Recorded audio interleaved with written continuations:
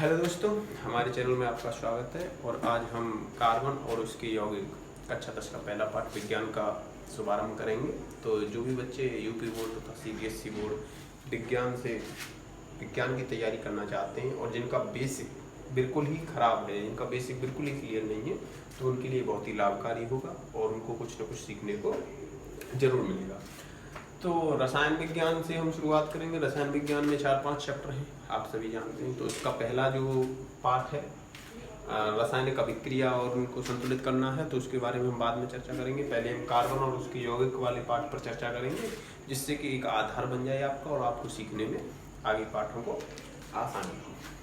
तो सबसे पहला पार्ट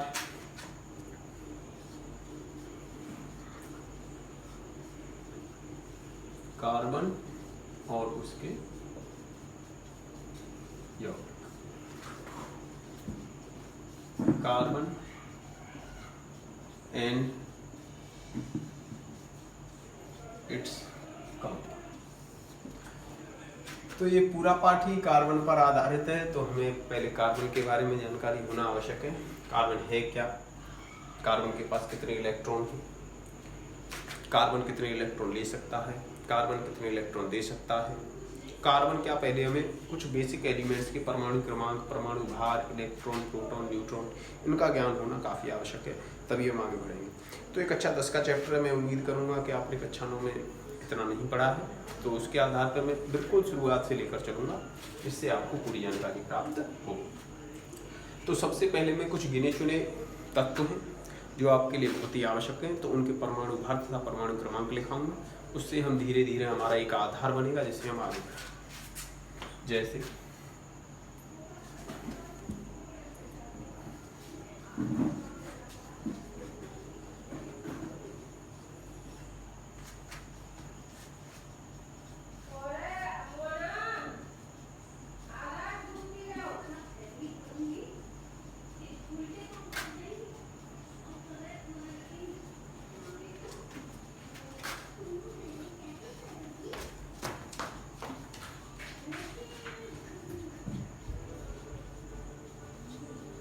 वेट कह दो या मास कह दो,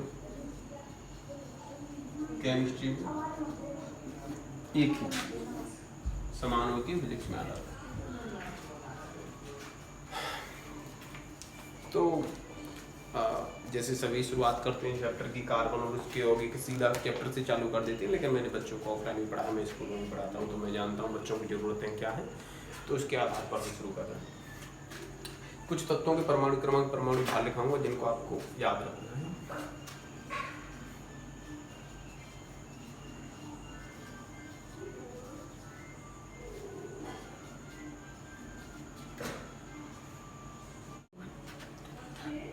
तो वो आपको दिखाई नहीं दे रहा होगा ब्लैक बोर्ड पे। तो ये कार्बन है, ये नाइट्रोजन है, ये ऑक्सीजन है, ये फ्लोरीन है और ये नियोन है। तो इनके नाम भी मैं उम्मीद करूँगा आपको आते होंगे, या आप लिखना चाहे लिख सकते हैं। ये हाइड्रोजन है, ये हीलियम है, ये लिथियम है, ये बेरिलियम है, ये बोरोन है, ये कार्बन है, ये नाइट्रोजन है, ये ऑक्सीजन है, ये फ्लोरीन है और ये नियोन है। इनके परमाणु क्रमांक लगातार 10 तक लिखे हुए हैं। बाहर इनका जस्ट दोगुना होता है, किसी का 1 बढ़ा के, वो हम बाद में चर्चा करेंगे। तो जैसे कि लिथियम है, जिसका परमाणु क्रमांक 3 है, परमाणु भार 7 है। हम इस चैप्टर में कार्बन के बारे में पढ़ रहे हैं, तो कार्बन का परमाणु क्रमांक 6 है और परमाणु भार 12 है। आगे पढ़ेंगे कार्बन के पास इलेक्ट्रॉन कितने, या किसी भी तत्व के पास इलेक्ट्रॉन कितने होते हैं, प्रोटॉन कितने होते हैं, न्यूट्रॉन कितने होते हैं, क्योंकि इनकी संख्या के निर्धारण से ही हमें पता चलता है कि तत्व किस प्रकार का आबंध बनाता है, किस प्रकार की अभिक्रिया करता है।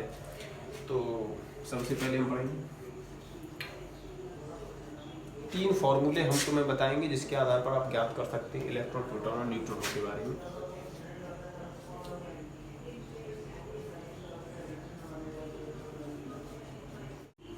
तो ये 3 फॉर्मूले हैं जिसको हमने लिखा है। जैसे पहला है परमाणु क्रमांक बराबर प्रोटॉनों की संख्या, दूसरा फॉर्मूला है परमाणु भार बराबर प्रोटॉनों की संख्या प्लस न्यूट्रॉनों की संख्या, और तीसरा फॉर्मूला है जो प्रोटॉनों की संख्या होती है वो हमेशा किसके बराबर होती है, इलेक्ट्रॉनों की संख्या के बराबर होती है। हमेशा नहीं, क्योंकि ये भी एक शर्त है, यदि तत्व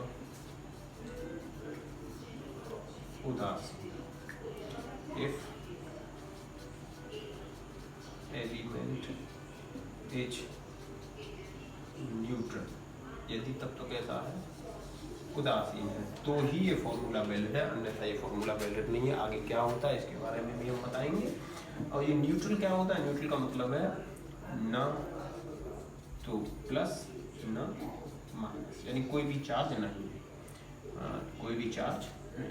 ठीक, अब इसके बारे में हम आगे कल पढ़ेंगे। तो कल मैं थोड़ी सी बड़ी वीडियो डालने का प्रयास करूँगा। तब तक आप इन फॉर्मूले का रिवीजन करें। बहुत बहुत धन्यवाद। पसंद आई हो लाइक करें और अपने दोस्तों के साथ शेयर करें।